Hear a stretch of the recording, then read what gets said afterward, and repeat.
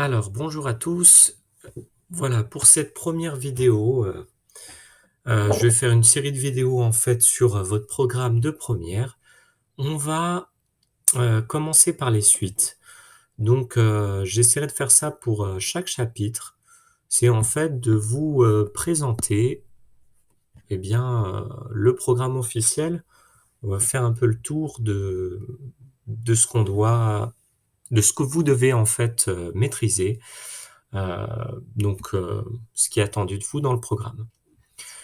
Donc, ce qui est ici, évidemment, c'est aussi ce qui est évalué lors des épreuves anticipées que certains vont passer cette année et que d'autres passeront l'an prochain. Alors, déjà, si je vais faire un petit focus sur... Pardon. Hop. Je vais faire un petit focus sur les compétences. D'accord? Les compétences mathématiques, vous savez, il y en a 6, donc chercher, modéliser, représenter, raisonner, calculer, communiquer. Alors, alors calculer, ça, on va travailler ça tout au long de l'année. Ce que je ferai, c'est qu'au début de chaque cours, je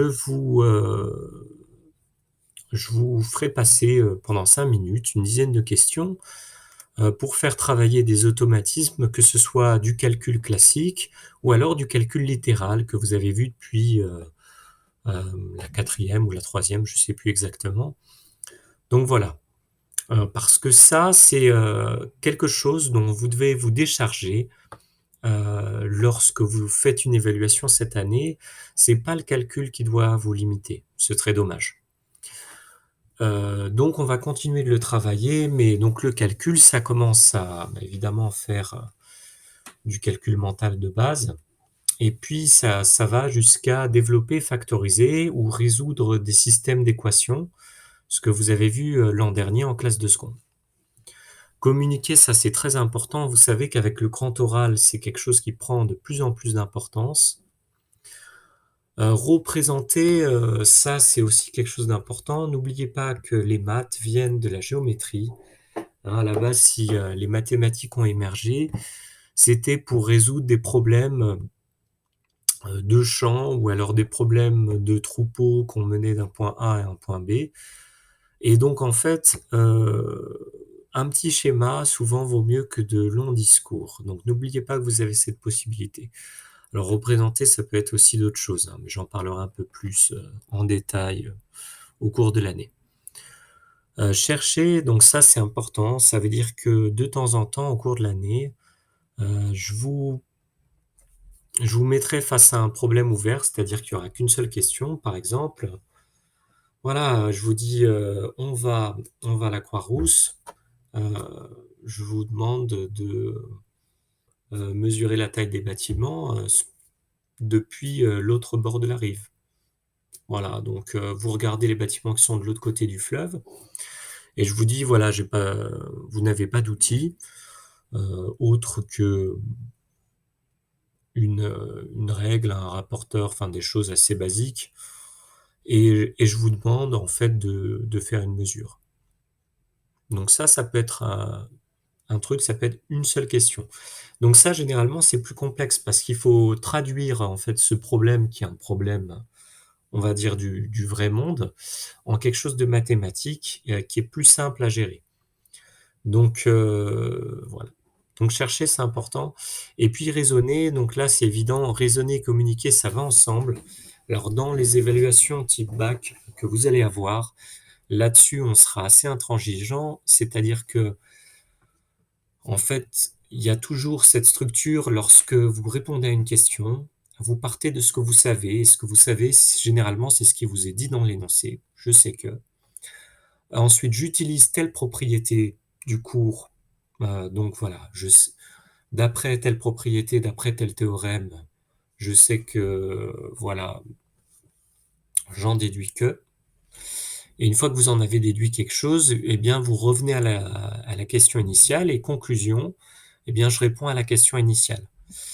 Alors attention, lorsqu'on utilise un théorème ou une propriété, c'est très important de vérifier que toutes les conditions sont réunies. D'accord? Donc par exemple, j'utilise le théorème de Pythagore, je vérifie bien que le triangle est rectangle. Par exemple, j'utilise le théorème de Thalès, je vérifie bien que les droites sont parallèles. D'accord?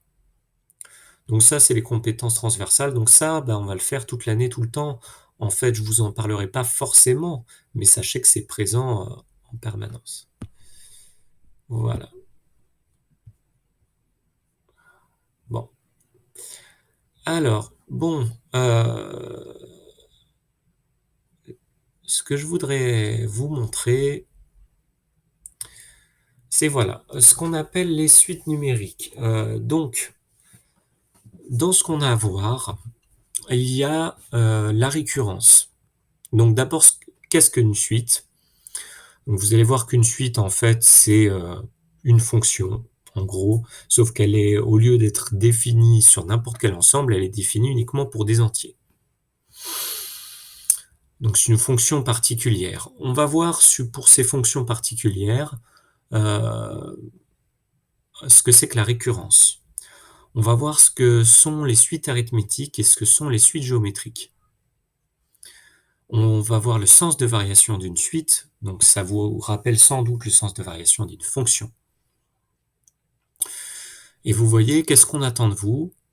Utiliser les différents registres, c'est-à-dire savoir parler d'une suite par rapport à un problème concret, savoir revenir à la définition algébrique, donc ça, on va le travailler. Et puis le registre graphique, eh bien, c'est pareil que pour les fonctions, c'est-à-dire qu'à un moment, vous pouvez afficher une suite sur un graphique. Bon. Et puis, il faut savoir manier les relations de récurrence ou les relations explicites. On va voir ce que c'est. Voilà. Alors, faut savoir que les suites, ça se prête bien aux algorithmes. La plupart du temps, dans les sujets de bac que j'ai pu voir, lorsqu'on vous demande un algorithme, ça tombe sur les suites. Bon, vous allez voir, c'est pas compliqué.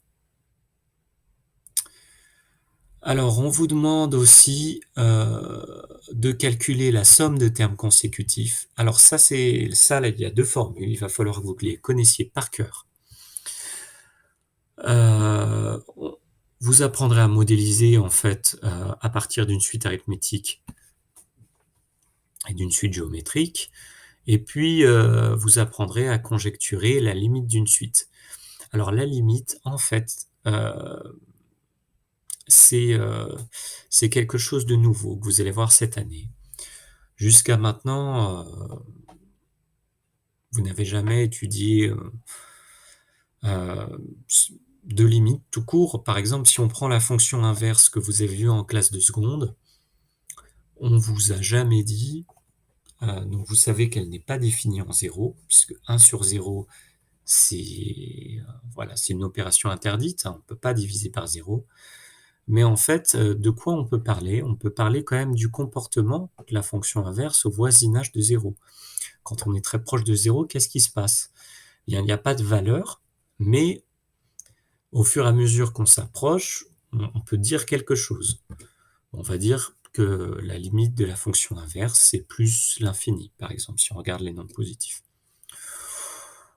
Voilà. Alors après, bon, il y a des exemples d'algorithmes.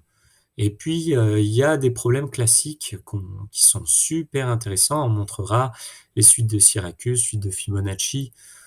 Suite de Fibonacci, je pense que je passerai du temps là-dessus parce que c'est très intéressant. Et puis, c'est aussi quelque chose qu'on retrouve vraiment dans les fleurs, par exemple. Donc, vous retrouvez ça un peu partout.